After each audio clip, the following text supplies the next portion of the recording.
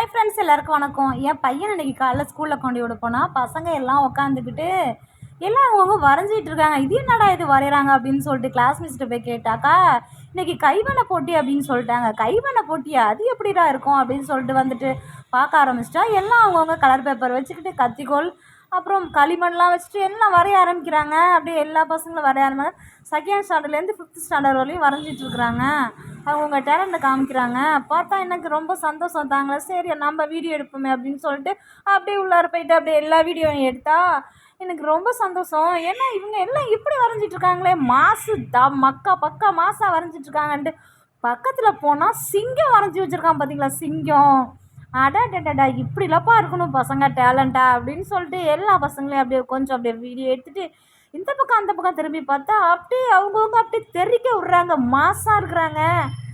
ஒரு பையன் பார்த்தா களிமண்ணை போட்டு இன்னும் போட்டு உருட்டிகிட்டே இருக்கிறான். என்னடா தம்பி உருட்டிகிட்டு இருக்கேன்ற, இன்றைக்கி நாங்கள் கைவண்ணை போட்டி வரைஞ்சிட்ருக்கோங்க்கா அப்படின்னா. சரி சரி ஓகே அப்படின்னு சொல்லிட்டு போயிட்டு பார்த்தா பாரதியார் கொண்டு உட்காந்து வரைஞ்சிட்டு இருக்கிறாரு. சரி எல்லோரும் நல்லபடியாக வரைங்க அப்படின்னு சொல்லிட்டு தம்பி படிக்கிற கிளாஸ்மேட் பசங்களும் உட்காந்து வரைஞ்சிட்டு இருந்தாங்க. அப்படியே எல்லோரும் வீடியோ எடுத்துகிட்டு அப்படியே நானும் வீட்டுக்கு மாசாக வந்துட்டேங்க. பார்த்தீங்களா எப்படி அப்படியே தெறிக்க விட்றாங்க பார்த்தீங்களா வரைஞ்சிட்டு. சரி அப்புறம் எடுத்திருக்கேன், இன்னும் பேலன்ஸ் இருக்குது, அதையும் பார்ப்போம்.